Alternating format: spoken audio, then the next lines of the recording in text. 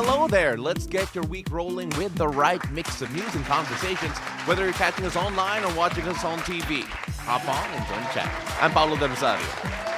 Hello there, beautiful people. I'm Asis-Carilo. Here's your daily dose of deep dives and good vibes. Welcome to Beautiful Day. And today is an important day. Super! Yes. So important na nag-formal tayo I today. know, mukha tayong important today. Oh, mukha lang important. Mukha My tayong goodness. kagalang-galang. Oo, mukhang kagalang-galang. That's probably my favorite term every time someone dresses up. And that is because today is State of the Nation Address, SONA 2025. That's right. And we will be having a special coverage. So to our viewers, make sure that you are tuned in to BNC the entire day. Absolutely. Our special coverage starts from 10 a.m. onwards, pero we are going to start things off here early. That's Again, very much in-team tayo. Medyo maulan pa sa labas.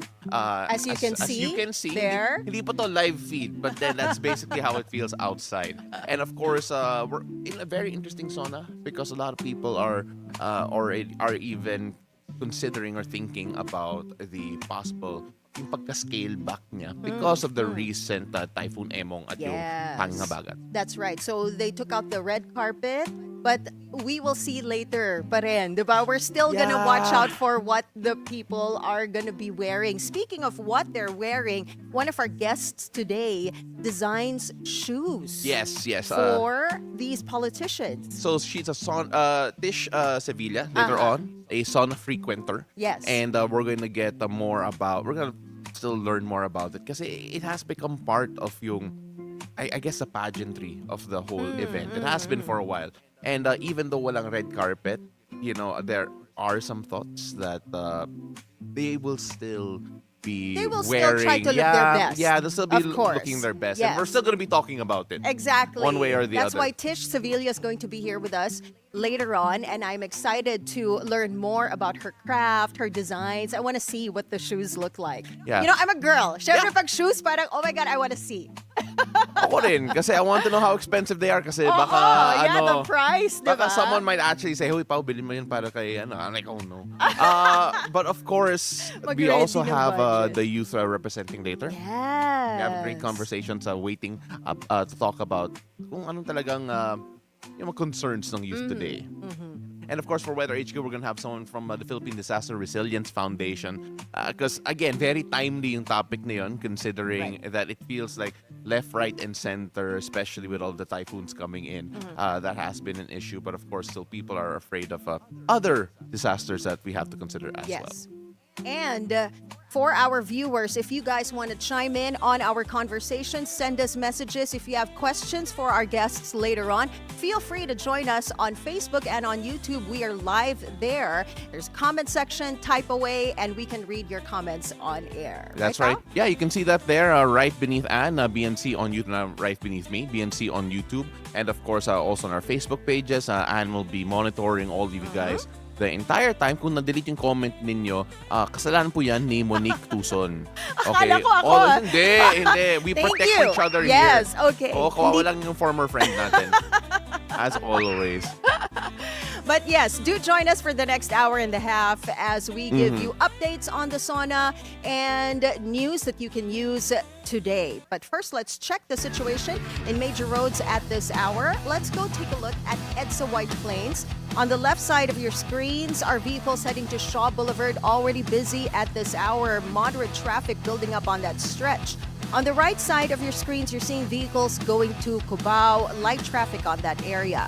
Now, here is what's happening along EDSA Quezon Avenue flyover. Left side are vehicles heading to Quiapo. We're seeing light to moderate traffic building up on that area. Right side, light traffic on that stretch. Those are the vehicles heading to Quezon Memorial Circle.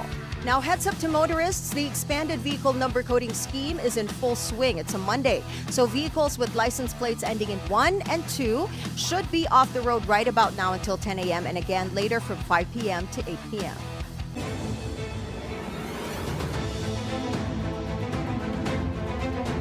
Now, let's go find out what the weather will be like this Monday. Paolo has today's forecast from Weather HQ. Take it away, Paolo. Thank you so much, Anne. Now, all tropical cyclones have exited the Philippine air responsibility, everything that we were monitoring last week.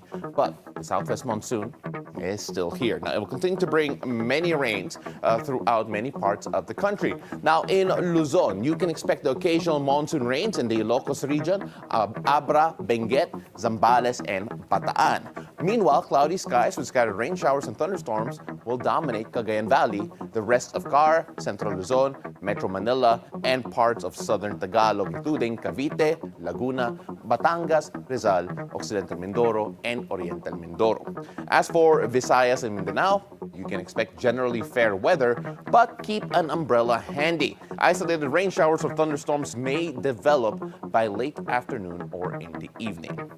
Now, there's also a heads up here to our viewers up north because heavy rains are expected today. Now, this is all due to the southwest monsoon. This according to Pag-asa's rainfall forecast. Rainfall amounts are expected to be between 50 to 100 millimeters in areas including Ilocos Norte, Ilocos Sur, La Union, Pangasinan, Abra, Benguet, Zambales, and Bataan. These amounts of rain can cause flooding, especially in low-lying communities. Now, if you live in mountainous or elevated areas, take extra caution. Rainfall totals could be even higher than what we just forecast. Flooding and landslide risks may also be worse in places that have already experienced heavy rains in recent days. Now, conditions over our coastal waters are generally manageable, but still extra caution is advised. There is no gale warning in effect, but rough seas are expected in the extreme northern Luzon, where wave heights could reach 3.5 meters. Now, this is dangerous for small fishing boats and sea craft. Now, in the western sections of Luzon, you can expect moderate to rough seas. Now, that may be felt with waves up to 2.8 meters. Now, the rest of the country will experience light to moderate sea conditions with waves of up to 2.1 meters. Now, travelers and fisher folks, please stay safe and stay alert when out at sea. Now, the southwest monsoon can suddenly shift conditions, bring stronger winds and higher waves without warning. So watch out for that. Now, that is it for Weather HQ at the moment. And back to you. Thank you so much, Pao. Now, the National Capital Region Police Office has deployed 16,000 personnel for the security during State of the Nation address of PBBM. We have on the line Police Major Hazel Asilo, spokesperson of NCRPO, to tell us all about the security updates today. Good morning, Major. Ma'am Hazel, good morning. Good morning, sir and ma'am, and to all our viewers, good morning. Ma'am Hazel, you have 16,000 personnel deployed today, 16,081 to be exact. How and where would they be employed, ma'am? The 16,081 personnel from NCRPO form part of the more than 22,000, to be exact, is 23,277 strong joint security force for SONA 2025. This includes the PNP support units and also from other support agencies. Their deployment includes crowd control, CDM operations, border control points, traffic management, law enforcement, checkpoints, and as well as anti-criminality patrols. Personnel are deployed across key areas such as Commonwealth Avenue, Batasan Pambansa Complex, and identified staging points including the University Avenue, SHED, NHA, and Welcome Rotonda. Ma'am, what are the major concerns at yung mga threat assessment for today? As of our latest security assessment, wala naman po tayong specific or validated threats directly targeting the SONA. However, our intelligence units continue to monitor all potential risks para po hindi tayo mabigla if ever. Ma'am Hazel, some people are saying overkill itong 16,000 personnel na dineploy natin today for the security of the SONA. What are your thoughts on this? Yes, kung titingnan po natin is madami. But then, according sa ating Chief PNP, kay Police General Nicolas D. Torre, gusto niya pong maging maayos, ligtas at payapa yung ating SONA 2025. So yung pong 16,000 is kokonti lamang para po masiguro na yung SONA ng ating Pangulo is magiging maayos at peaceful. Major, as with every SONA, may mga progressive groups that will make themselves heard, and may mga mensahe po ba kayo or mga reminders for all the progressive groups holding mga protesta po today? Opo.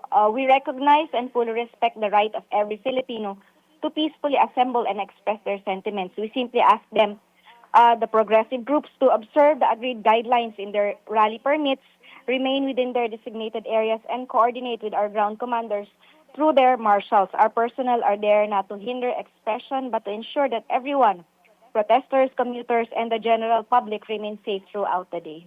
All right, thank you so much for your time. Police Major Hazel Asilo, spokesperson of NCRPO. Thank you, ma'am. Thank you, ma'am. Now, government agencies are reporting ready for the president's address later today. However, following the constant rains and flooding this past week, there will be some changes. Bringing us current updates on the ground, we join our reporter, Hannah T, live from the Senate. Hannah. Good morning, Anne and Paolo. As early as 8 or 9 a.m., we're expecting senators to arrive here at the Senate for the opening of the 20th Congress. And although the SONA of the President is scheduled this afternoon, Senate proceedings will begin this morning. Lawmakers will first open the regular session with a prayer, roll call, and possibly a brief remark from the Senate President. As of now, SP Cheese Escudero is expected to retain his post. If there's no move to replace him, the leadership will be reaffirmed through a simple motion. Otherwise, a majority vote will be required to install a new leader. One of the biggest changes this year, and there will be no red carpet walk at the Senate. This comes after calls to drop the fashionista walks in respect to communities affected by recent storms. Senator Ping Lacson welcomes this move and even called for it to be permanently scrapped as it distracts from what should be a solemn and sacred occasion. Lacson is also poised to join what he calls the conscience bloc, together with former Senate Presidents Tito Soto and Mig Zubiri, Senator Loren Legarda, and possibly Senator Risa Ontiveros. This bloc, he says, may not be part of the majority but will push for accountability and legislative reform regardless of political alignments. After the morning session, the Senate will formally notify Malacanang and the House of Representatives that Congress is ready to receive the President's SONA. The Senate will then adjourn to prepare for the joint session. As of now, only one senator has confirmed that he will skip the SONA. That's Senator Bato de la Rosa, who said he prefers to avoid plastic or fake conversations or interactions with fellow lawmakers he claims to have personal grievances with. And Hannah, kailan ba mangyayari itong majority vote for the new Senate President or kung mariretain kay Senator Cheese? And inaasahan natin yan at around 10 this morning sa oras na magbukas sesyon. Pero earlier kasi nagkaroon na ng Senate resolution na di umano ay pinaikot sa majority dito sa Senado in support of Senate President Cheese Escudero. So we're expecting na ma-retain si Escudero sa kanyang liderato. Pero of course, we're open to any possibility na posible pa rin merong mag-motion na mapalitan siya sa kanyang leadership. And Hannah, to be honest, less important question here. Pero kanina na-mention mo na isa-scrap yung red carpet and mas-scale down ng konti ang SONA for this particular edition, especially due to the storms last week. But do we actually expect the normal gaudy appearances of some of the attendees to actually be scaled down despite the lack of a red carpet in this particular SONA? That's a good question, Paolo. Actually, last week, nung kasagsagan ng habagat, some senators already called na mag-tone down itong fashionista walk or itong red carpet. And so far, wala namang naging violent reaction among the senators. So we're expecting na matutone down talaga and if possible, walang red carpet this SONA. Pero ngayon, syempre, hindi rin talaga may iwasan na you prepare for this big event. So eventually, siguro meron tayong makikitang merong may grand outfit pero hopefully matupad nga itong no red carpet walk ngayong araw. Paolo. Speaking of outfits, Hannah, can we just say you look beautiful today? Thank Di ba kasagot you. si You look Hannah? Kasagot si great, Hannah, pero ang and ganda you niya, look great, diba? Paolo. Si Anden. Pero again, Thank you. thank you so Yes. much, Hannah. Really appreciate you. Hannah T reporting live from the Senate. On the spot pa si Hannah. Wala, Ganda niya eh. walang red carpet for yung mga senators. But then syempre, when we We have our reporters there. BNC represent, They diba? really prepared. Parang tayo rin. Prepared din tayo. Now, speaking of more preparations, all systems go rather for the House of Representatives for the President's address later today. Let's get some updates from Joan Manalo reporting live from Batasan Pambansa. Joan, go ahead. Paolo, the House of Representatives is all set for President Bongbong Marcos's fourth State of the Nation address today. We are currently here at the North Wing lobby of the Batasan Pambansa, which will later be filled by senators and congressmen attending the President's sauna.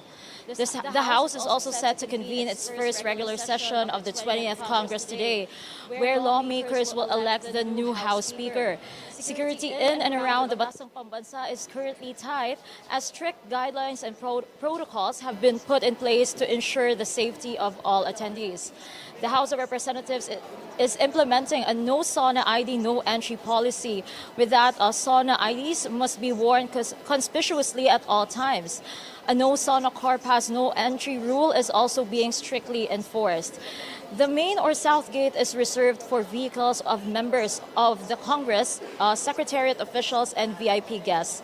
Meanwhile, the north gate, located in front of the DSWD office, opened at 3 a.m. today for employees, service providers, OB vans, emergency vehicles, utility vehicles, a House of Representatives shuttle buses, and vehicles with drop-off passes. It also serves as an alternate entry for House members.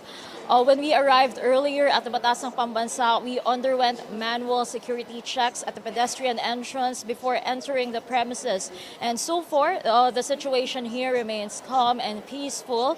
Traffic around the area is moderate as of this hour. The Philippine National Police is set to deploy around 12,000 police officers to secure the sauna this year. And as of 6 a.m., officers have already been deployed in and around the Batasan Pambansa, including key points along Commonwealth Avenue. And we are now awaiting updates leading up to the President's sauna this afternoon. Paolo. Jonah, when can we expect the members of the Congress to arrive sa Batasan Pambansa? Paolo, they will be arriving sometime at, I think, around 8, starting 8 a.m. this morning, since they will be having their first regular session this morning before the President delivers his sauna. Thank you so much, Joan, reporting live from the Batasan Pambansa. Anticipating the heavy traffic on the day of PBBM's fourth sauna, the MMDA and local government units are implementing measures to keep the traffic flowing. We have our reporter, Joash Malimban, on the line for updates on the ground. Joash. And in line with President Ferdinand Marcos Jr.'s fourth State of the Nation address, the Metropolitan Manila Development Authority will implement a zipper lane or counterflow scheme along Commonwealth Avenue. The zipper lane will be located at the elliptical road corner Commonwealth Avenue to prioritize the passage of vehicles carrying government officials and guests headed to the Batasan Pambansa here in Quezon City. Heavy traffic is expected in the area and motorists are advised to take alternate routes. For northbound vehicles from Quezon Memorial Circle to Fairview, take North Avenue, turn right at Mindanao Avenue, then right to Salle Road or Quirino Highway. For southbound vehicles from Fairview to Quezon Memorial Circle, take Salle Road or Quirino Highway, turn left at Mindanao Avenue, then left at North Avenue. Light vehicles from C5 Road may take Magiting Street, then Maginhawa Street, followed by Mayaman Street to Kalayaan Avenue. Trucks from C5 via Katipunan Avenue should take the Luzon flyover, then turn left at Congressional Avenue. MMDA Chairman Don Artes said a total of 1,329 personnel will be deployed to manage vehicular and pedestrian traffic, respond to emergencies, clear roads, and assist in crowd control. A no day off, no absent policy will be strictly implemented for traffic enforcers on the ground.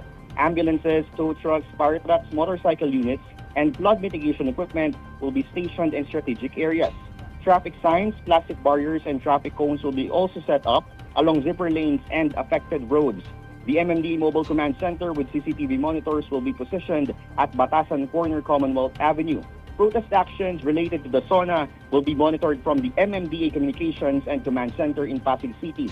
Meanwhile, road and sidewalk clearing operations around the Batasan Pambansa complex have already begun to ensure that illegally parked vehicles and sidewalk obstructions are removed ahead of the SONA. And yesterday I passed along Commonwealth and meron ng mga nasa gilid na mga nakapark getting ready for today's SONA, yung mga protest groups, iba supporters. Is there a particular area where they are allowed to be stationed? Yung mga protest actions dito later, mamaya magkakaroon dun sa Commonwealth Avenue. Actually, nag-start na sila dito kanina along Commonwealth Avenue. Tapos mamaya yung SONA ng bayan. Magsa-start siya mamayang hapon. Tapos pinayagan sila hanggang doon sa may St. Peter's Chapel. After nun, syempre magta-try din daw mag-marcha yung ibang mga protest groups na nakausap natin kanina. Pero they should expect na rin na maraming security na nakabantay. Especially police forces along those areas na malapit na sa Batasang Pambansaan.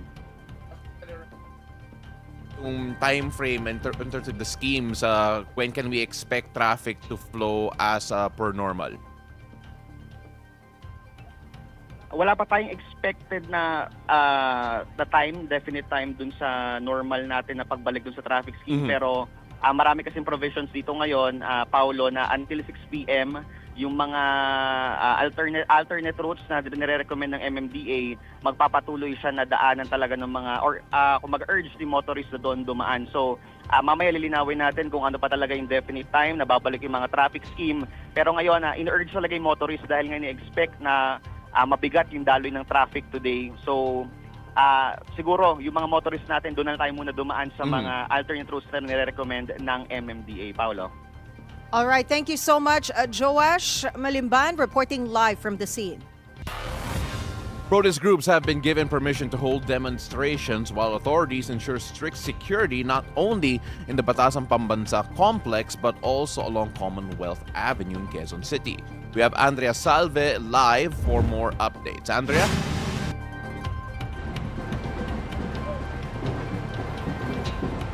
Paolo, around 7,000 police officers from the Quezon City Police District have been deployed ahead of President Bongbong Marcos's fourth State of the Nation address to manage crowds and deter potential protests. Armed with raincoats and full gear, police officers were already visible as early as 5 a.m., gathering in large numbers along Commonwealth Parish Shrine of Leaders. This strategic location serves as the boundary where progressive groups are expected to be held back from advancing toward the Batasan complex. The Quezon City government earlier announced that a total of 10,000 uniformed personnel would be deployed to ensure peace and security during this year's SONA. Additionally, over 2,300 members from the city's law and order cluster, along with other government agencies, have been mobilized for support operations. To help prevent incidents of public disturbance, a citywide liquor ban took effect at 12:01 a.m. today and will remain in place until 6 this evening. Emergency medical teams, search and rescue units, and other rapid response forces have also been stationed along Commonwealth Avenue to provide immediate assistance if needed. Paolo, Police Colonel Randy Glenn Silvio, QCPD's OIC, is currently in the area inspecting and monitoring today's deployment. Paolo. Thank you so much, Andrea. Stay safe out there. That was Andrea Salve reporting live from Commonwealth. Now, grabe, the full force tayo in terms of deployment for reporters, and of course full force din yung Philippine National Police trying to keep everything safe. Literally thousands upon thousands Nakita of nga natin uniformed sa personnel. background ni Andrea, there were so many officers already stationed there along Commonwealth. Kanina pagdaan ko, traffic was still medyo light pa. Yeah. Hindi pa nila na-set up yung mga, what do you call that? Yung, what do Mga you call that? barriers. Yes, the barriers. So, we'll see later on. Usually, traffic builds up mga around 10 a.m., but we will see. Well, we've got a lot more to talk about, and we've got more stories for you after the break. Beautiful day. We'll be right back. Don't go away.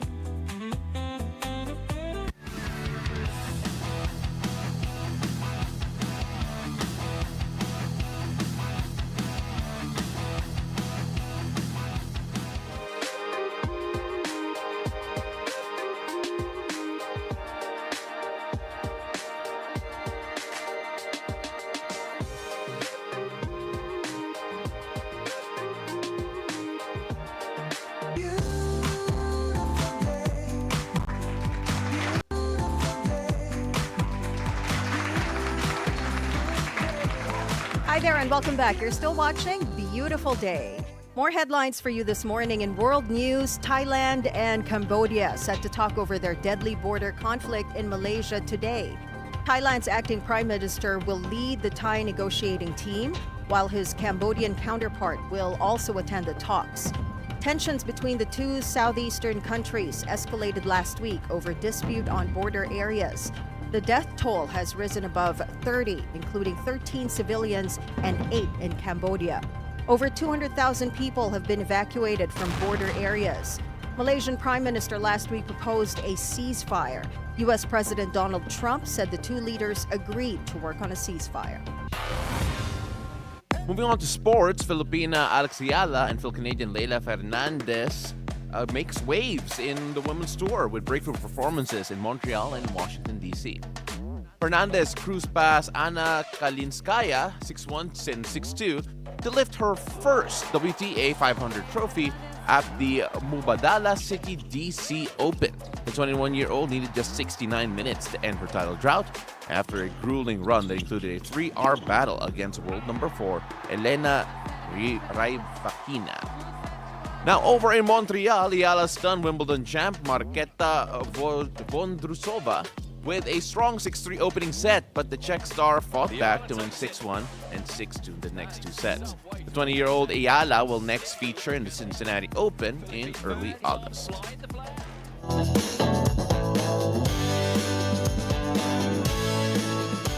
Now, here's my first cup of tea this morning. Disney's much-anticipated Fantastic Four reboot has taken the box office by storm, earning a whopping $118 million in North America over the weekend. The film, featuring a star-studded cast including Pedro Pascal, Vanessa Kirby, Ebon Moss-Bacharach, and Joseph Quinn, also amassed an additional $100 million overseas for a global total of $218 million. Industry experts are calling it an outstanding opening as the superhero franchise rises to the top after a history of struggling.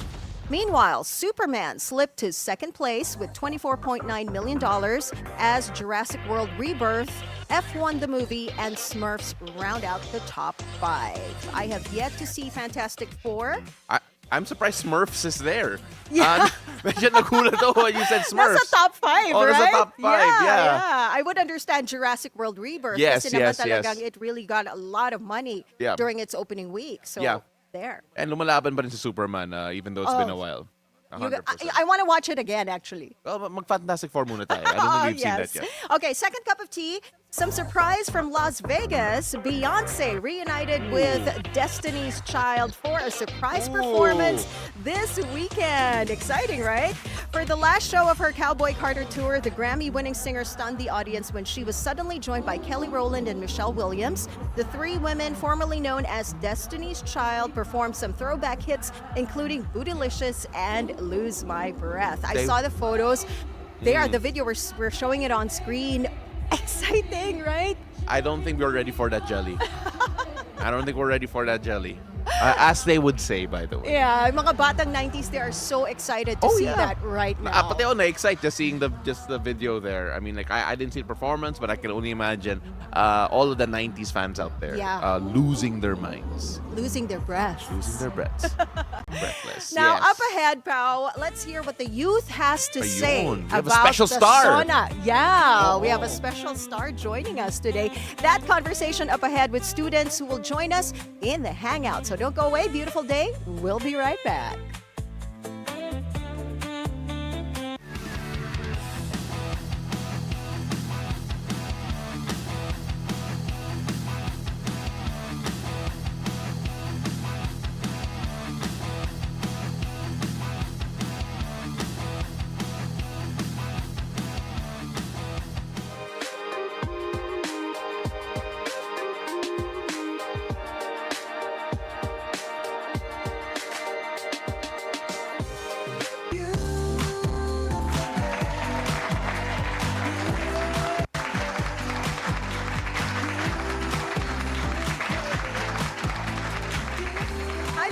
back to Beautiful Day. Moments before the fourth State of the Nation address of President Ferdinand Bongbong Marcos Jr., we asked some Gen Z what they think about PBBM's performance the past year and what they want to hear in the sauna.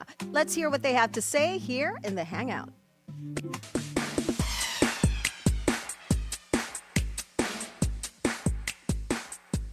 Joining us today, we have John Hendrix Perez of Batangas State University, and we have Ruzzel Frijas from De La Salle College of Saint Benilde joining us via Zoom.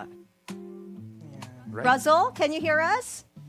Yes, loud and clear po. Hi. So we have Okay. Ruzzel and we have Hendrix. So I call you Hendrix. Yes, And sure. Hendrix looks so familiar, no? Parang nag-appearance ka na dito sa show before na birthday ni Paolo. I can't remember. Ikaw ba yun? Ako rin, hindi ko maalala eh. But so anyway, we would love to hear your thoughts before we ask you what you want to hear and what you don't want to hear sa sauna ni President Bongbong Marcos today. First, let's ask you, Hendrix muna. What did you think of the president's performance the past year? I think that it's nothing but being bold. It's very bold, to say the least. It's also responsive, but not really proactive. I would describe it like that. Alright. And also, yung pagkilos po kasi ni President Bongbong Marcos is, I think, an agency perspective, is marami naman po siyang naipasang batas. Marami po. But I don't think na this really addresses the root causes of the problems that we're facing here in the Philippines. Russell, na-mention Yes, ni Hendrix kanina na bold daw yung assessment niya sa presidency so far, or at least the past year performance ni President Bongbong Marcos. Ano yung opinion mo about PBBM's performance this year? Yes, hello. Rinig po ba ako? Yes, we can hear you. For me, I agree with the statement of the first person. I agree na bold po yung mga nagawa ni President Marcos during his previous years. And at the same time, may mga nagawa rin naman po siya ng mga kakaiba na hindi expected after yung karamihan na gagawin. Halimbawa, yung sa pagpapasara po ng mga pogo, and specifically yung statement niya po ng UNGA sa pag-encourage po sa United Nations and other member states na magkaroon po ng policy in against weaponization of the artificial intelligence, which in fact naging victim po ngayon ang president natin dahil sa pagkakalat po ng mga AI and deepfakes period.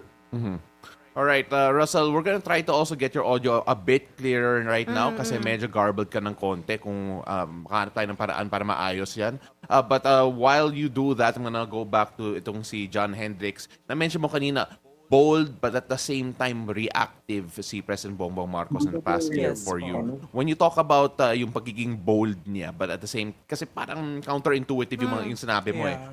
Why would you describe it like that? Is there any particular action that he made that says, okay, bold siya pero medyo nagre-react siya to something? Yeah. So I called it bold because, for example, the rehabilitation of EDSA, it's a really big project, but I don't think, is it really gonna get done after his reign?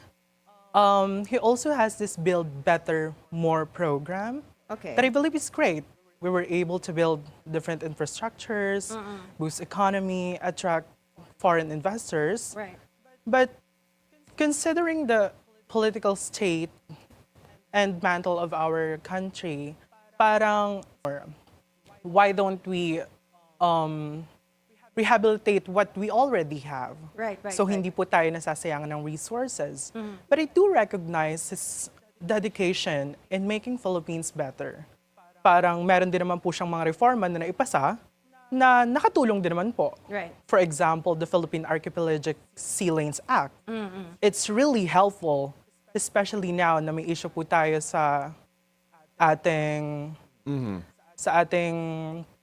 agawan sa ating teritoryo. Yeah. It's really relevant, and I do recognize that. Yeah, John Hendrix, you know what? We're going to put a pin on that muna kasi you're already going through the issues and now we want to hear from Russell Ann. Yeah. Yes, Russell. So may mga points na sinabi si Hendrix.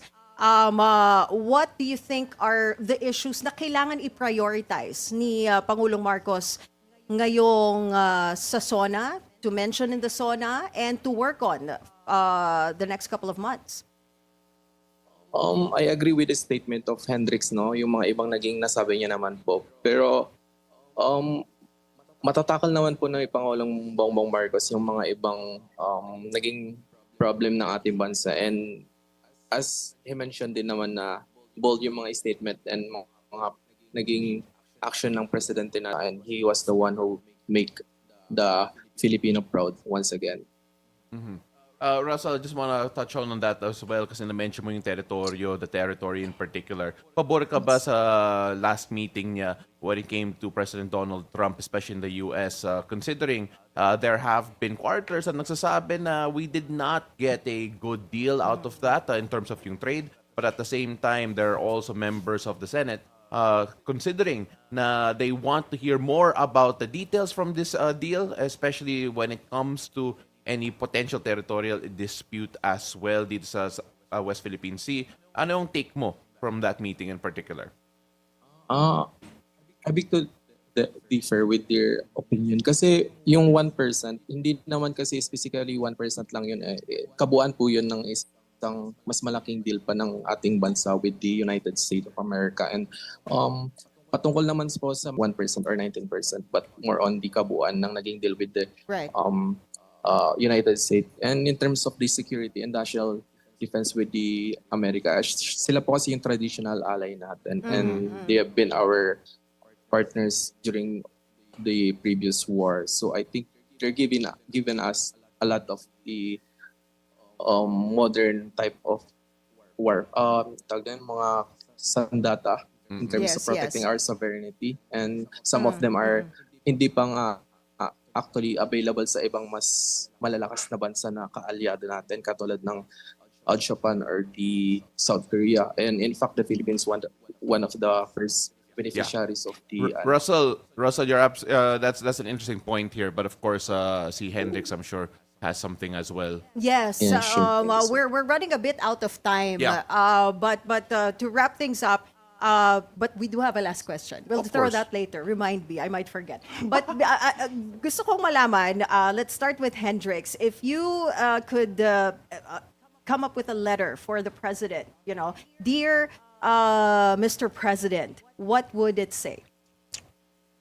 Dear Mr. President, I would like to say that I really hope na in the next 3 years of his term, sa natitira pa pong oras, I really hope na we get to tackle and address the root of the problem. Sana po, i-consider natin yung kapakanan talaga ng mga kabataan, kagaya ko po. As a youth representative, it is very important to me na nare-recognize ng ating government yung aming rights and opportunities. For example, education. I really hope we recognize that. And of course, yung mga mabibigat pa pong problema, tulad na lamang po ng systemic corruption, at saka po yung ating climate action, and yung flood controls and disaster response. I really hope ma-address po natin yun sa natitira pang panahon. Right. Russell, what would your letter sound like? I would say, dear Mr. President Bongbong Marcos, I hope you would also take part in ratifying or amending our articles it pertains to other education sector kasi katulad nga po nung nabanggit nyo nung nagkaroon kayo ng podcast na yung mga teacher natin nag-focus lang sa pagpapasa ng mga student just to retain their record. Hindi naman po yung ibang students pinapasa na lang just to keep their ratings. And I hope you would give more time para mag-prepare yung mga teacher, hindi lang nakafocus sa administrative tasks, but instead in teaching the youth, which will help us in the future and building the bagong Pilipinas. Maraming salamat po, PBBM. All right, thank you so much for that, Russell. But Anne, I think you have a final question. Do you I want know to I throw have a out? final question because this day is called Beautiful Day. What makes your day beautiful, Hendrix? Honestly, just waking up to new opportunities like this. Ayun. From intern to a guest real quick, I'm really happy and grateful to be here, you guys. And also to my family, my sisters. Love you guys. Go naman, Russell. What makes your day beautiful? Um, by being here. Kasi actually we're having a humanitarian program ngayon sa Bagong Silangan Elementary School, giving relief goods to fellow youth and other families na affected by the typhoon. So nagpunta lang po ako dito just to have a quiet time para makapag-interview. And currently we're doing activity kasi actually. Kaya I hope. Thank you for your time and opportunity and having me. No, thank you for making the Right. time. Thank you so much for joining us today. That was Russell Frijas from the De La Salle College of Saint Benilde, and of course, John Hendrix Perez of Batangas State University. Thank you for joining us in the Hangout today. Thank you very much. We appreciate you both. Maraming salamat. Maraming salamat po. Now, when we return, I'll speak with the president of the Philippine Disaster Resilience Foundation, Rene Butch Esameli, to talk about the current state of disaster preparedness in the country and the challenges that still remain. Stay with us. Beautiful day. We'll be right back.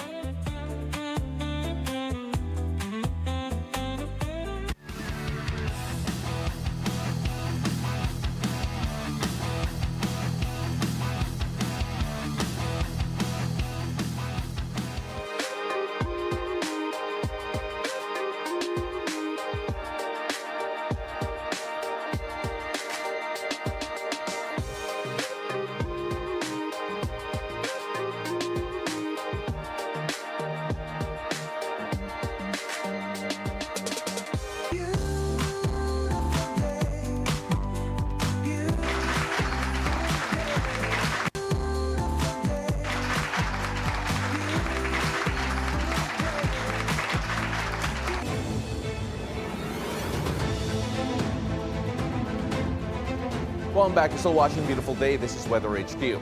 Now, with the president set to deliver the State of the Nation address, many are asking, are we ready for the next big disaster?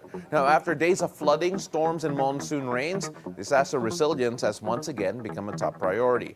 Joining us is Mr. Butch Meli, the president of the Philippine Disaster Resilience Foundation, to talk about where we are, what still needs work, and how we can better protect Filipinos moving forward. Magandang umaga, Sir Butch. Thank you so much for joining us.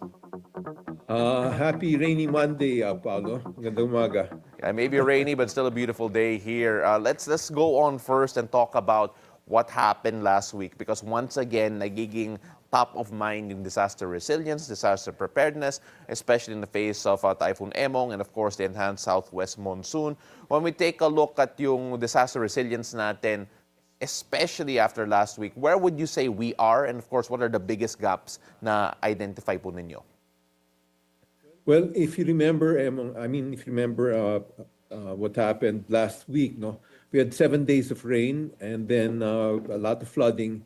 And last year, we had, if you remember, the 6 storms which are clustered in November. Yeah. None of those were really strong typhoons. No, one landed in Ilocos Norte, I think, but the area that was flooded was Bicol. So you can see that the weather is changing, and we kind of have to change with it. No? So I think that's important. The president himself said something that we need to be in a state of permanent disaster response, and I would add a state of permanent disaster preparedness, because that's just the way things are today, and we need to adjust.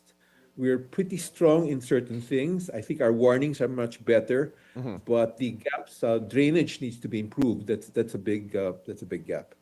Well, you mentioned drainage, and it became a hot topic last week in particular, especially when it comes to people re-examining certain budgets, especially when it comes to flood projects, disaster preparedness, and almost timely enough, mamayang hapon, President Bongbong Marcos will have his SONA.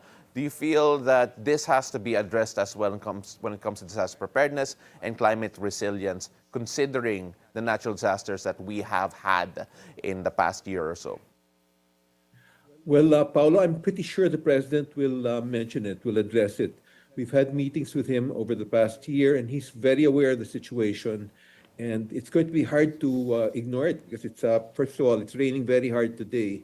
It'll probably be raining hard when he gets to the SONA. So I'm fairly sure he's going to address it. Question is whether he's going to call for a Department of Disaster Reduction, which, if you acknowledge that we're in a state of disaster, permanent disaster response or preparedness, then it may be time to look at a permanent Department for Disaster Resilience. In your opinion, would that actually make a big difference, having a new department coming in the government to try and specifically address disaster preparedness, or should more focus be given to the actual government agencies already in place to be able to respond in a more timely manner and, of course, be more prepared in the future? Well, Paolo, we've tried that, no, over the years. And if you notice, when there's a big disaster like Yolanda, or let's say even in Marawi, the tendency is to create ad hoc bodies specifically for that, whether it's Ondoy, specifically for the storm or for the disaster. And these ad hoc bodies are time limited. So rather than keep creating these ad hoc bodies whenever there's a big disaster, it may make sense to take a closer look at the idea of that department. I know we want to avoid government waste and, sayang yung pera, but maybe in this case, where the situation's changed so much that it may be time to take another look at that idea. I want to focus as well on yung mga drainages, as you mentioned a while ago, because LGUs in particular, as well as some government bodies, always have this debate, or rather this conversation na umiiba-iba yung mga standards, yung mga requirements ng each LGU, and it's a bit difficult to come up with forward, especially on the long term when dealing with infrastructure planning.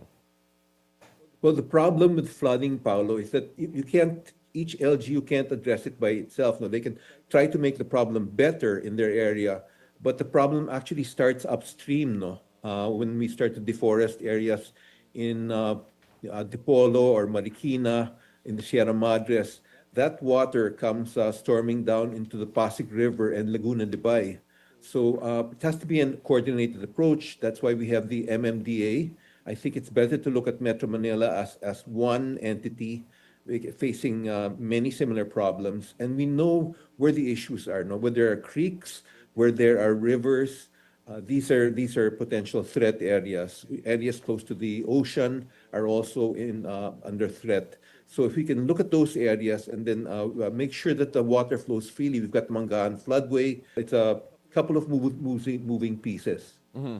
There have been different types of efforts as well, JICA in particular working with the Marikina River system. When we take a look at the technology present or the technology being utilized to better combat flood damages in particular, and of course flooding in certain areas, what excites you when it comes to certain projects already underway to address yung flooding here in Metro Manila?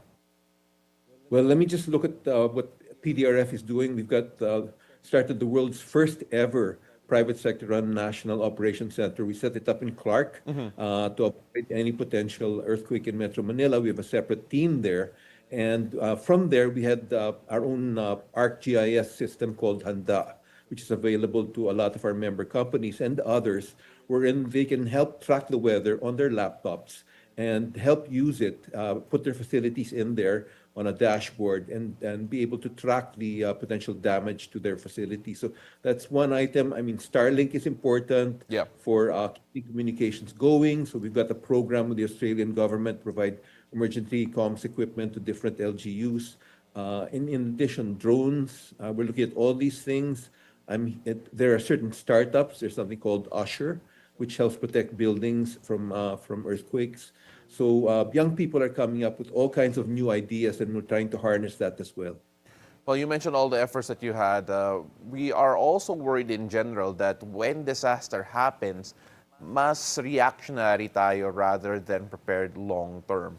In your opinion, how could we shift from being reactionary when it comes to disasters, not just flooding, even earthquakes in particular, some people are worried about from time to time?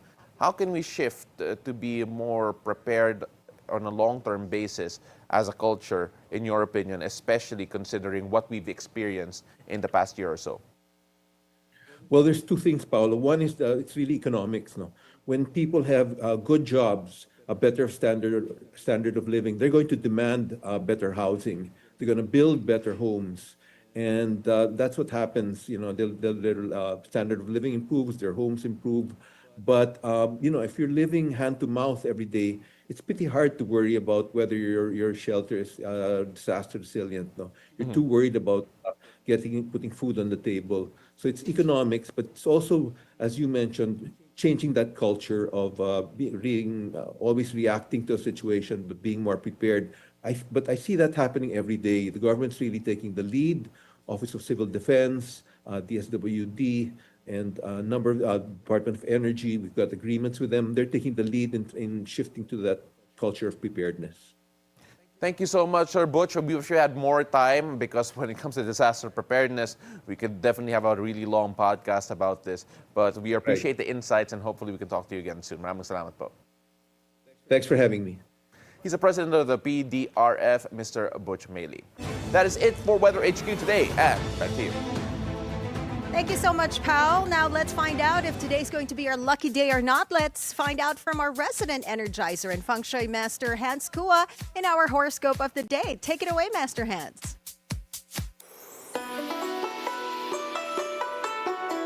Good morning!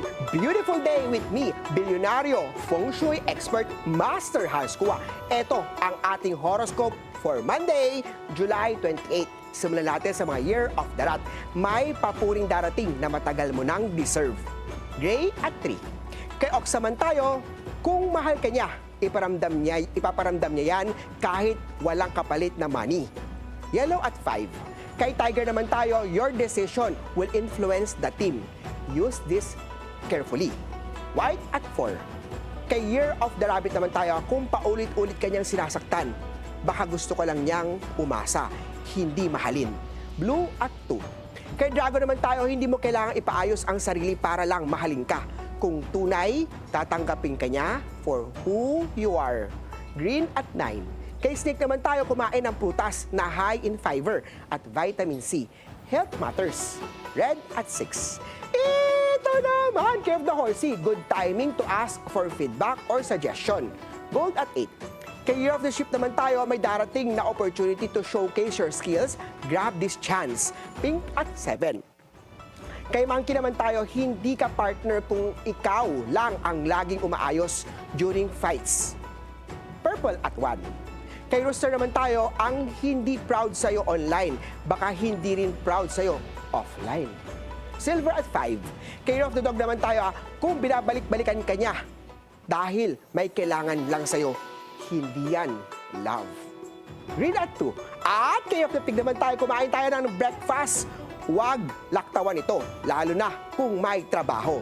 Green at 4. Paalala lang ito po'y patnubay lamang, ang tunay na swerte ay nagsisimula sa pagiging totoo. Abangan araw-araw ang horoscope of the day. Dito lang po sa Beautiful Day with me, Master Hans Kua, your Bilyonaryo Feng Shui Expert. Thank you as always, Master Hans Kua. Now, aside from the president's address, all eyes are on sauna fashion, even though lawmakers decided to postpone the red carpet. After the break, we talked to a shoe designer whose work frequents every sauna season, Tish Sevilla. Don't go away. Beautiful day. We'll be right back.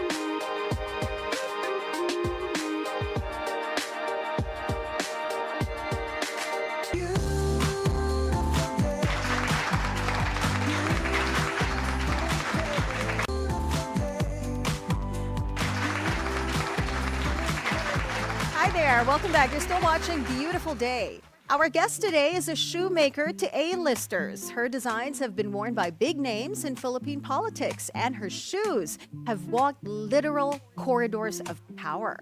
We get to know more about shoe designer Tish Sevilla on today's Fit Check.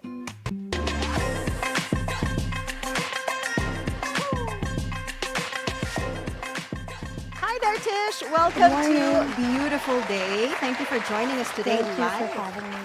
Yeah, despite the weather. Kasi Despite the maulan. weather. Yes, yes. Important day, though. Very important day, and we really appreciate your time being here with us live. Now, you make shoes for powerful people. So let's start with how it all started for you, making shoes for influential people. Pero I did a bit of research, and you started with bags before Yes, I you started ventured with into shoes, right? So how did everything start for you? Well, my origin, it's from culinary school to the fashion world. Okay. Yes, I think it's sometime 2010 to 2013 that Okay. the first time I explored the leather materials that I have at home and designed my first ever custom-made handbag. Okay. And then that's all, that's when it all started. Ang big jump no na from culinary to fashion. I was gonna say, yummy ba yung initial styles mo or yung but then obviously it's a very different thing altogether. Yes. How would you Yes. characterize yung style mo considering medyo out of Malayo. pocket o malayo yung background mo? Well, my family used to own a garments factory. So we there used you to go. supply to Okay. Mattel, Okay. the Yeah. makers of Barbie. Yeah. So I'm exposed to rin to fashion prior to getting into the shoemaking.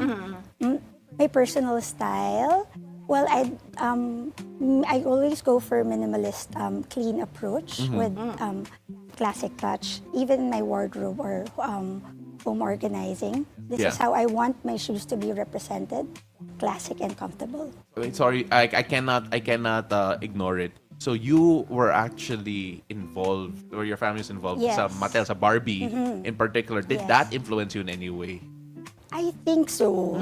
Yeah, because my aunt would bring me whenever we're going to deliver. So yeah, so I see a lot of magazines and It's so exciting. Interesting. that was Diba? I was 5 years old. then. Especially for a little girl. Kasi Yeah. we used to dress up Barbies, diba? So I have all the Barbie gowns and dresses. Wow, that Used to is have them amazing. before. Medyo nadidistract ako because we're showing photos, video shots of her shoe designs Yes, on actually. screen, and I'm like, look at that. Gusto ko mag-shopping. Where is your store? But anyway, let's talk about your business. It's tish.ph. Yes. You started this 2007 with bags. Is that Yes, correct? Okay. But it's sometime 2013 that I started with shoes. With shoes. And who was your very first influential client? Well, I had prior to 2013, I had few celebrities, but it was Senator Lauren Legarda discovered me. Okay. So she has worn my shoes of SONA 2015 and introduced me and referred me to her constituents. So yun, that's when it all happens na. Also, Senator Legarda is very she loves patronizing local products. Na-pressure ka pa knowing that mga gamit sa Sona yung gawa mo? That 2015. Yes, actually. Kasi I was just starting then. So yeah. Right, kasi 2013, you started making shoes na rin, right? Yeah. For Yeah. Tish.ph. And then 2015, nasa Sona na Yes. yung shoes mo. That is just really impressive. Diba? Yeah. And not only that, you also created or designed shoes for Chef Ina Garten. Yes, in Southampton. Oo. Paano Yes. nakarating yun? That connection. She was my idol, so I love her too. Yeah. I really love her. I took the chance. I sent an email to her team, and then, voila, after 1 week, I got a message from her team na she wanted to have me design her shoes and bags. Shoes and Shoes and bags. bags. Yes. Wow. Yes. You mentioned locally sourced yung mga products mo. Both local and international. Materials used are dependent on the client's preference and request. Okay. So when your clients go to you, you have like a one-on-one with them Yes. to understand the Really, design that they want. So do you make ready-to-wear shoes as well? Well, I just recently launched our ready-to-wear shoes at Spatial Lifestyle Center, Opus Mall, Bridgetown Estate. Yeah. You mentioned that you were able to give the shoes or make the shoes for your idol, the bags, but then do you still have a dream client in mind that you want to work with? Well, for now, it's Kate Middleton. Kate Middleton. Yeah. For now. Yeah, I love that. Yeah, for now. Because she's always been the epitome of timeless elegance timeless beauty and elegance. Right. Her stature screams class, regardless of what she wears. You know what? We have this habit on the show kasi when we talk about someone's dreams, they normally come true. Yes. So, really? Yeah, so we Tish, have that Yay. manifesting power for some Thank reason you. on this morning show. I hope. Yeah, please help me manifest. I mean, if Ina Garten got in touch with you to, to create shoes for her, that's the start of your international so. connection, right? Oh my goodness. Yeah. And it's just so interesting kasi it does happen. Like pati mga beauty does. queen nanalo when they guest on our Yes, show. yes. So don't forget that's I'm how when excited Kate to, Middleton contacts you. Oh, yeah. Dito ulit you have to have a guesting Of again. course. Nakakontrata na yan. Yes. For international. For Yes, international. yes, local. that's right. Yeah. For local. I'd have clients in mind. I'd have people in mind before when I was just starting that I'd wish would wear my shoes. Yeah. But it didn't happen overnight. But those people, I also manifested. Yeah. They became wearers of my shoes. See, it's just once we're getting Yeah, there. We're it's all getting about there. manifesting. True. Now, of course, when we talk about yung mga local clients and of course, moving forward, you're still very well sought out for. And right now, some people are wondering, ano nga ba yung mga trends that we have to watch out for? I know there's not gonna be a red carpet in this year's Sona, but then we're still expecting some people to at least catch the eye. What can we expect this time around in terms of like yung siguro mga trends na sinusundan ng mga politiko natin, mga politicians natin, and of course some of the other stars that are making waves? Well, for the shoes, it will still remain the classic pumps. The wearability is with classic pumps with hints of local craftsmanship. Wearability is our focus here. The shoes should be comfortable and can be worn at any given time and event. Also, Filipino designers nowadays are more imaginative when it comes to using local materials, which promotes sustainability.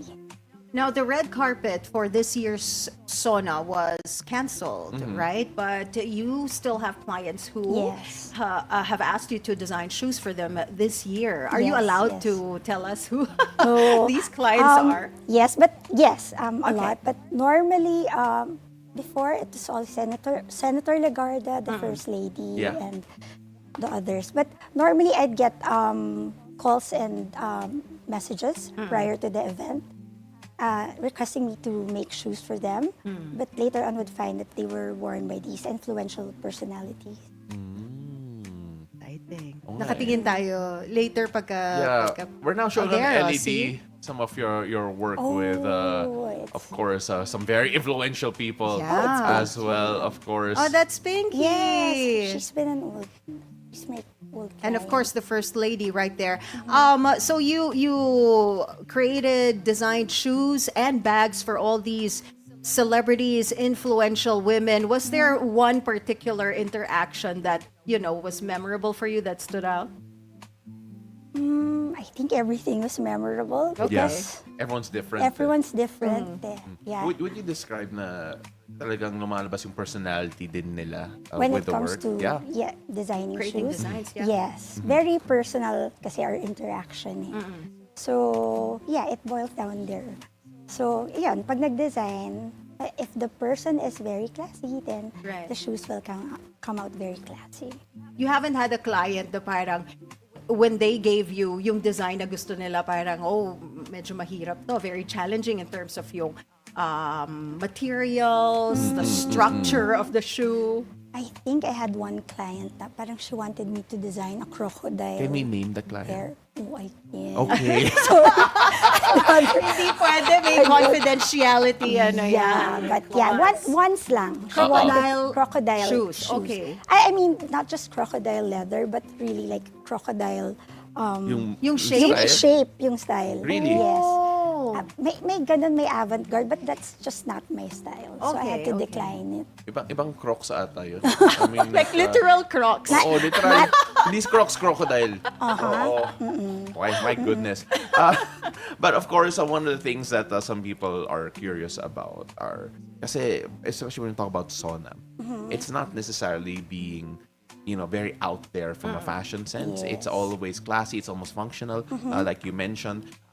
What are your tips for those who want to achieve yung look na yun, yung classy without being overly dressed or baka siguro too loud when it comes to their look, or too flashy, I think might be the better word for it? I think having the right colors and materials of the shoes, of the outfit, makes one's presence stand out, and we can always look classy without burning our pockets.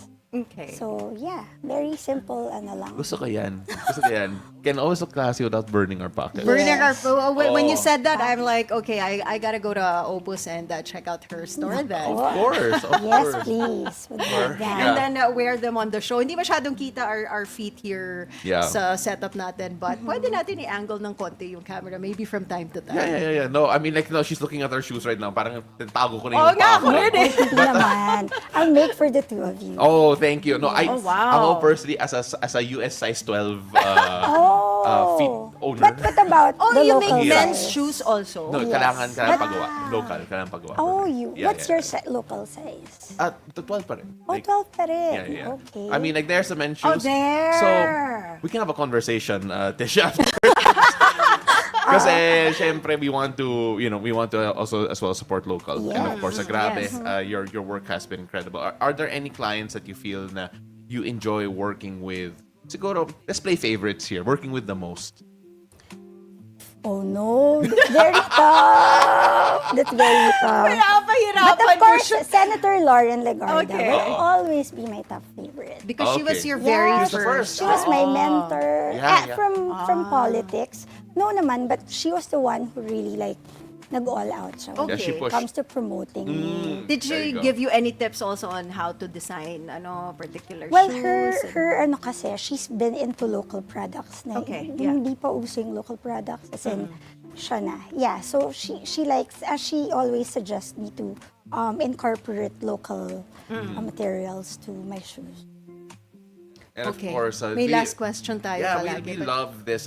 First of all, it was so fantastic talking Yes. to you. Oh, But we thank you so always much. end our interviews on the same note, which Anne will now Wait, share. before May isa we pa. throw that Okay. last question first, of course, if they want to get in touch with you, Of course, yeah. right? Potential clients, where do they find you on your socials?